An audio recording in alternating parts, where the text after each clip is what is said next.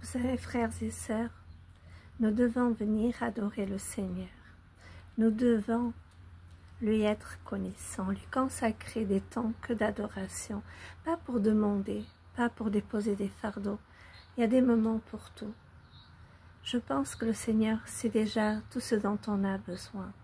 Je sais qu'il s'occupe de nous, frères et sœurs, mais aujourd'hui, plus que jamais, adorons notre Roi, adorons notre Dieu.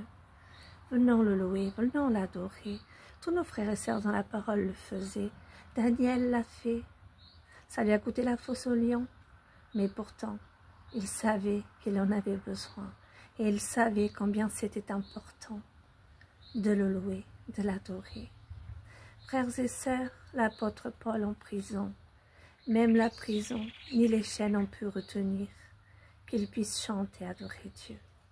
Frères et sœurs, aujourd'hui, je voulais te dire, dépose vraiment, laisse tes fardeaux, ne t'inquiète de rien, viens simplement adorer Dieu, viens simplement l'adorer, laisse tous les problèmes, laisse toutes les montagnes, laisse tous les combats.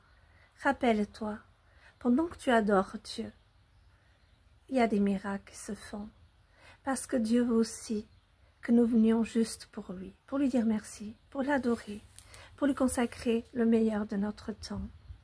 Frères et sœurs, je vous ai parlé de Daniel, je vous ai parlé de frères et sœurs, mais vous savez, il y en a tant d'autres. David, dans les psaumes, il avait besoin pour être fortifié d'adorer le Seigneur. Bien sûr, il s'est lamenté quelquefois, mais il adorait aussi le Seigneur. Tant de frères et sœurs avaient besoin d'adorer le Seigneur. Et aujourd'hui, nous aussi. Je pense que les plus grands combats, les plus grandes victoires, nous les gagnons juste en adorant, juste en l'aimant, juste en lui faisant confiance.